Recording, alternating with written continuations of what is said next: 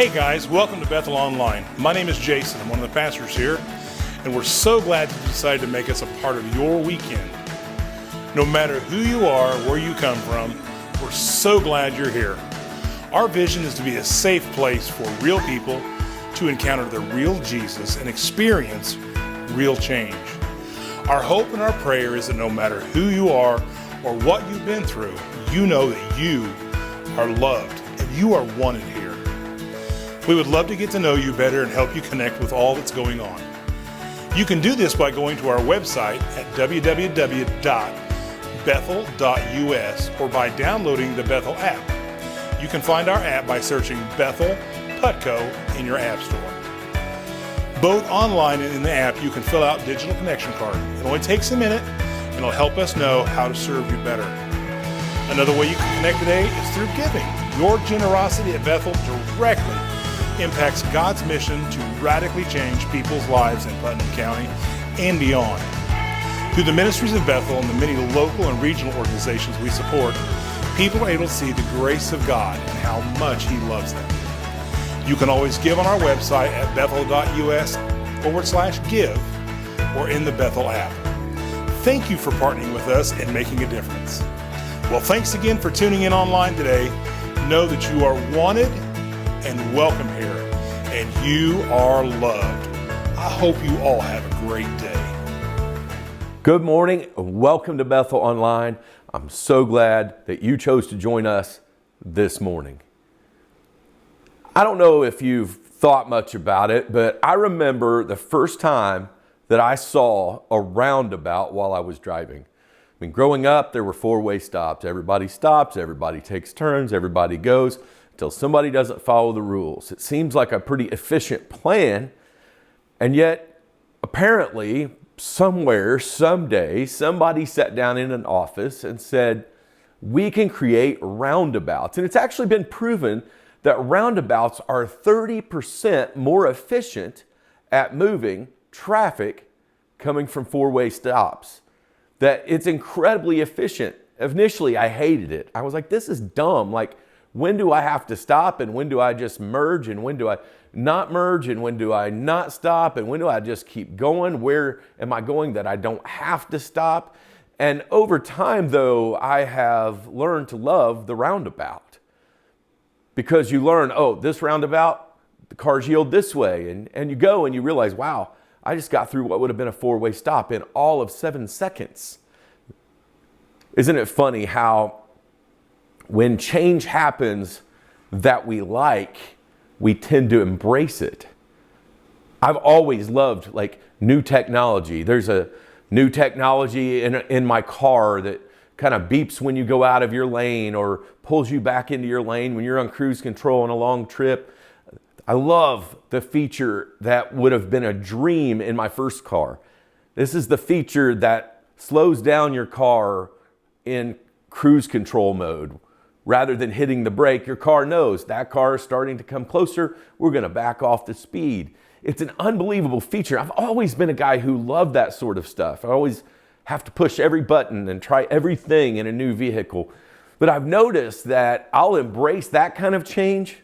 But when it's a change I don't understand, or it's a change that feels inconvenient for me, I really struggle with those kinds of changes. I mean, we're in a stage of life right now in my house where there's a lot of change. I mean, the seasons are changing. I love the fall. I don't love the winter as much. The season's changing.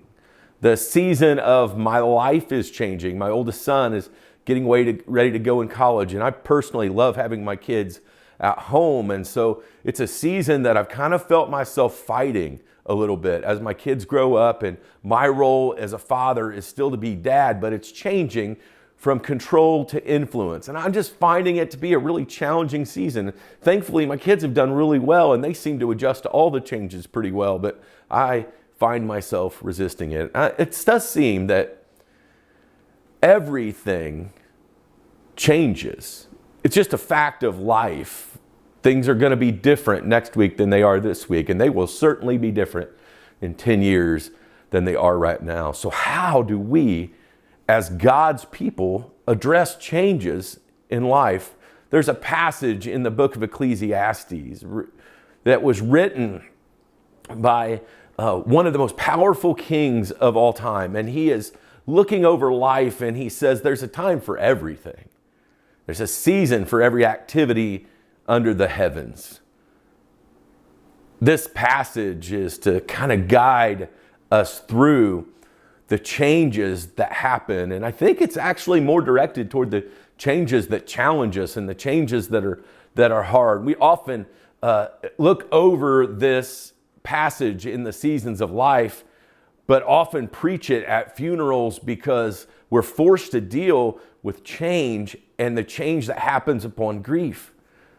When Solomon says there's a season for every activity under the heavens, he says a time to be born and a time to die, a time to plant, a time to uproot, a time to kill and a time to heal, a time to tear down and a time to build, a time to weep and a time to laugh, a time to mourn and a time to dance. I love that there's a time to laugh, but I hate that there's a time to weep. I love that there's a time to dance. There's nothing like a good wedding with a good DJ, hanging out with my wife and dancing. I love it, but I hate that there are seasons where it feels like we just can't dance because we're mourning.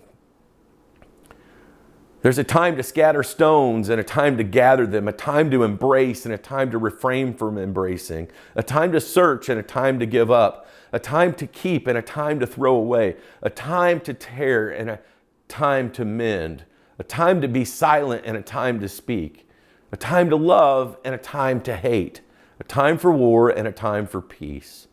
Life constantly changes, but Jesus is steady. Following him helps us navigate change with wisdom, peace, and purpose. Major changes in life, when we're trying to figure them out on our own, can be incredibly frustrating. The reality is, though, for those of us who choose to follow Jesus, we have some help as we navigate change and we seek knowledge and we seek to find some peace and seek to even figure out what on earth does this have to do with my life? So how do we handle change? Number one, we've got to accept that change is normal. The human body only stops to change once it's fully decayed. From the beginning, the structure of the very human body is made to change for survival. The structure and skeleton of a child is much more flexible and quick to heal. And as we age, our physical body has to carry bigger size. And so our bone has to be stronger and more steady. And it becomes a little harder to heal as we age. It's a part of the process that change happens in us physically, but it also happens in every aspect of our life. I mean, if you're looking to hold on to something that doesn't change, Jesus is the only answer. See, change is not a punishment. It's a part of life. So often when life changes, we're tempted to resist the change. For instance, as a dad, I know that right now, if I resist the change and continue to make my children be under my control and under my roof and continue to control every aspect of their life, you can go here, you can't go there, I'll actually keep them from growing up and thriving. But sometimes it's really hard. Parents, if you've ever watched your kids learn how to drive, it's terrifying because you know the dangers and the possibilities that can occur, and you also know what it's like to be young and feel invincible. At the end of the day, though, that change that happens as they begin to get their own autonomy as human beings and become their own person can feel like it's punishment. The reality is, though, getting to watch them become who they're going to be is actually a gift. It's challenging. It removes control from you in some ways, but it's a reality of life. And it's actually a blessing to get to walk with them through these seasons. In reality, there are other changes we go through that we just resist. I mean, man, when we lose someone we love, and it changes everything. Like, we've had someone we could count on, had someone we could count on being there for us, and who we could go home to. I mean, maybe you're going through a loss of a relationship or the loss of a job that you thought would be the last one, and now you're off to the next one, and there's a new boss and a new system and new ways and things to learn. We can want to run from that and resist it and be like, I won't learn the new thing, but at the end of the day, it holds us back. Change is not a punishment. It's just a part of life. See, God built systems, rhythms, and seasons into creation. If you look at the weather right now, this morning I went for a hike, and it was cooler this morning, 2 hours later than I typically walk, than it was when I left a week ago, because fall is coming in.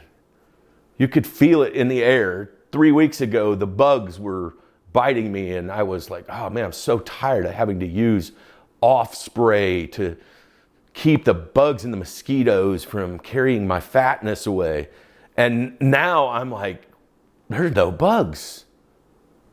There's a heavier dew. God built these rhythms and seasons into creation. You feel it when we don't have a cold enough winter and the bugs don't go away, and the next season they're out of control. This season alone, my wife is a veterinarian, and ticks have been really heavy in our culture. And we, in reality, nothing is going to slow that down other than a deep freeze. Sometimes it takes the change of season to restore. We often resist change, but the reality is it doesn't stop it. It makes it harder. My first truck was literally like, I bought a convenience package on this 2000 S10 pickup truck.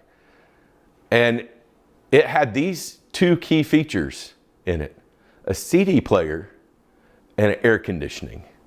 That was what was included in the packaging. Now, first off, nobody's vehicles today, new vehicles, have CD players in them, because you plug in your phone will play whatever. And almost every vehicle has CarPlay and air conditioning. Can you imagine how people would lose their minds if they had to crank their windows? Sometimes I kind of wish and there's part of me when I go buy a vehicle and the cost, and I'm getting to an age where I'm like, I remember when these things cost $20,000, and now they're like $100,000 or $80,000, and you get all these features, and you're like, I don't even need that. I didn't used to, but once you have them, you don't usually really want to go back. Resisting the change.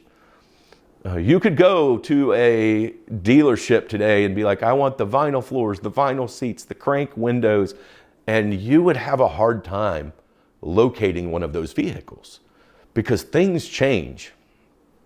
If you could go into a car dealership today and you say, hey, I want a brand new quad cab pickup truck for the price that I paid for a pickup truck in 2000, that won't even make a down payment that's sustainable, because things change. Just today in the office, we were talking about appliances and how, like, my mother had the same green Hoover vacuum cleaner for years. Maybe it wasn't green, I'm colorblind. But we had the same vacuum cleaner forever. Like, I think my whole childhood, we had the same vacuum. And then I got married, and it was my mindset, I would buy a vacuum once, and that's it. I think we have bought probably near a dozen vacuums over the years, because things are different. And when one would break, I would be like, I want to take a look at that and fix it. And I would go to the store and be like, we don't have the belt. And then I would, it's going to be 3 weeks till you have a belt. Well, you can't go 3 weeks without a sweeper, so you got to buy a new sweeper. And I would get, but there's a reality of change that happens. In Psalm 31, verse 15, David reminds us that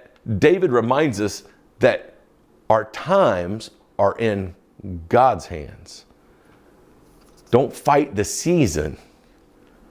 Ask God what he's doing in it.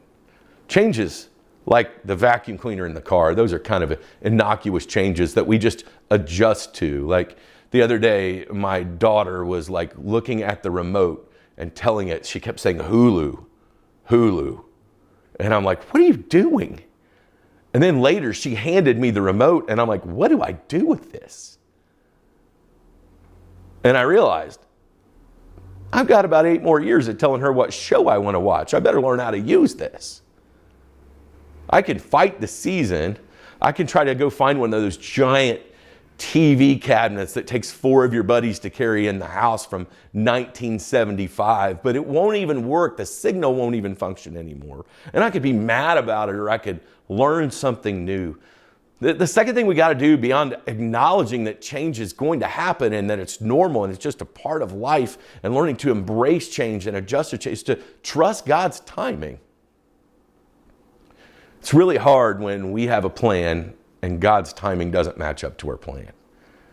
He's made everything beautiful in his time, Ecclesiastes chapter 3, verse 11, meaning that God is doing something in change. We might not understand the change, but God is active in it. And we can hold on to the truth that if he's a good God and he's in it, he can be held on while the whole world, he can be held on to while the whole world shakes. We can trust God's timing if we want to learn how to adjust to change. We can yell at God about how mad we are about the timing. We can get angry at God and push God away. But in reality, without the stability that comes with a good God, we're left just to be shaken by the world that changes. He's made everything beautiful in its time. You see, God sees the full picture. We see only pieces.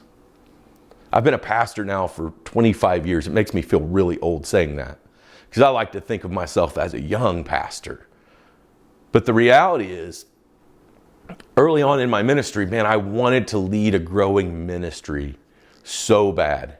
I wanted to see people who didn't know Jesus come to Jesus, their lives be changed. And I went through a couple different churches where, man, they were in dying areas or small areas where there just wasn't the potential for large-scale growth that my heart desired. And so I waited. There was nearly 10 years of my ministry. And then we came to Bethel and God started to do a work.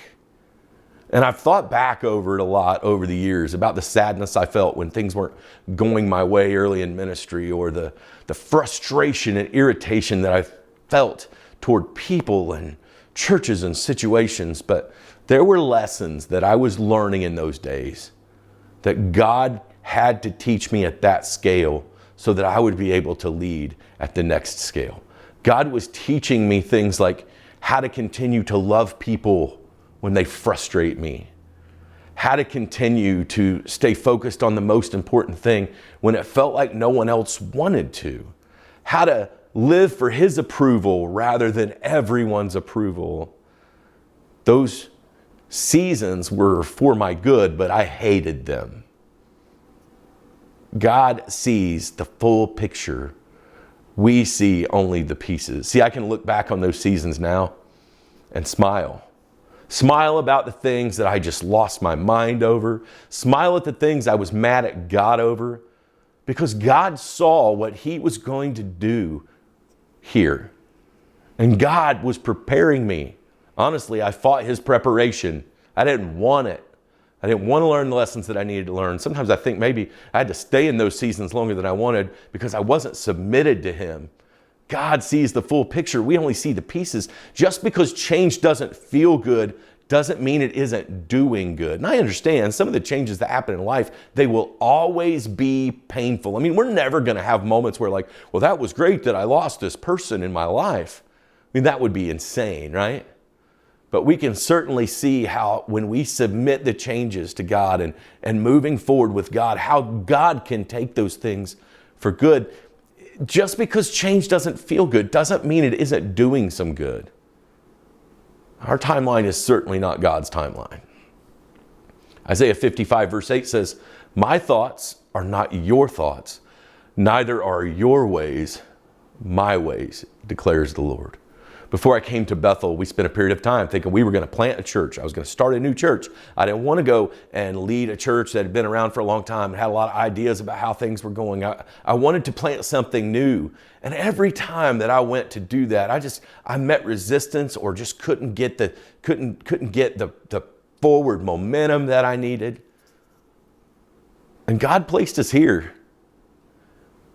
And over time, I have watched the work that God has done. I see it as one of the most miraculous things that I've ever seen. And I would have missed the miracle if I had refused to submit to God in this setting. I would have missed what I believe is one of the most, I never dreamed in my first 2 years of ministry where I baptized 4 teenage kids and 1 adult. I never dreamed that there would be a Sunday where I watched 16 people get baptized, like I did in the 7 years before I came to Bethel. In our first public baptism service that we had a baptism Sunday, there were 16, the same number I had baptized there. We recently had a baptism service, and forgive me if my number's off once or twice. I'm a preacher and sometimes my numbers are wrong, but 54 people got baptized in one baptism service last year. It's unbelievable to watch what God does, because God has an intention and a thought and a purpose for your life when you're in the middle of frustrating changes. Don't rush what God is doing. Trust that His plan is unfolding. Number 3, stay rooted in your identity in Christ.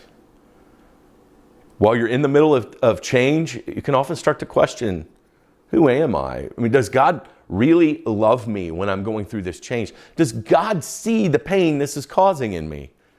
And we can often push God away, but the reality is our identity can go with our successes or failures and our changes. There are so many parents that as their kids move out, they have identity crisis. Oh, who am I? My last 18 years, my whole life has been about taking care of these little people. And now that these little people are not little people anymore, and they want their own, they want to do their own things, become their own people.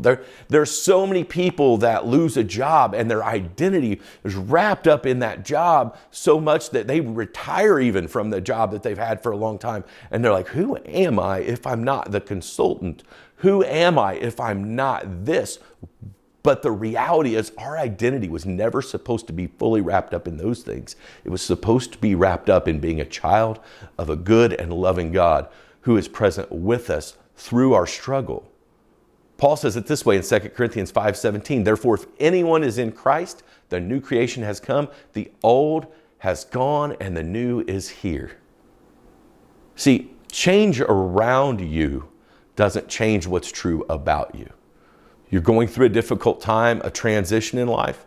It doesn't change what God says about His children. Your identity is not in what season you're in, but in who you belong to. Even when your friends shift, your life changes or feels a little shaky, Jesus remains the same. He is faithful, He is good, He is omniscient, and He has His hands over all things. In Hebrews chapter 13, verse 8, Jesus Christ is the same yesterday, today, and forever. So anchor yourself in Jesus so the storm doesn't move you. Number 4, look for God's purpose in the process. To my own detriment many times in my life, I've gone through seasons, like a season of grief and loss. And I've gone through seasons of change, and I've gotten to a point where I stopped seeing the hope that there was a purpose in it. And I can tell you, friends, that's a hopeless place to go. Keep looking for God's purpose in the process. There are historical and biblical story after biblical story where you can see pain preceding purpose. It's often through our pain that we find our purpose. Keep looking, my friend. If you want to get through change and thrive through change, keep looking for the purpose that God has in the change. Romans 8:28, Paul says, we know that in all things God works for the good of those who love Him, who have been called according to His purposes. Change is often the space where God grows you. You see, David went from a shepherd to king, but it required some big shifts in his life. Joseph went from betrayal of his brothers selling him to leadership. Jesus took the cross before the resurrection. Philippians chapter 1 verse 6 says, "He who began a good work in you will carry it on to completion until the day of Christ Jesus." Friend, there's a little application for your week. Maybe you take a few minutes when this video is over or this message is done, and you just go to God in submission and say, "What are you trying to teach me in this?" I've learned over the years that submission to change is often the thing missing, not God's goodness in change. On a personal level, I'm choosing to embrace the changes in my life. I'm choosing to trust that God's still good, even though a good season of life is changing. I'm choosing to trust that even though I'm used to four-way stops, that I can find good in the changes because God is always good in the changes. You see, friend, everything changes. Almost. You can count on God to get you through the roundabouts in your life. I love you and have a great week. Hey, thanks so much for watching. Are you ready to take your next step? We would love to hear from you. You can send an email to hello@bethel.us. You can send us a message on Facebook, or you can let us know in the Bethel app. And speaking of the Bethel app, take a moment, if you haven't already, to go to your app store and search Bethel Putco to download our app. There's all kinds of great resources in the app. You can listen to messages, you can view the messages from Sunday morning, and you can also fill out a digital Connect card. You can do that today and each week to let us know that you're tuning in. You can also find some great information about our Bethel Kids Ministry and our Be the One student ministries.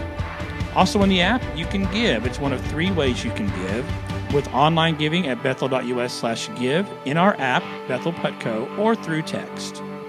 Hey, thanks again for joining us. We hope you have a great day and know that you are loved.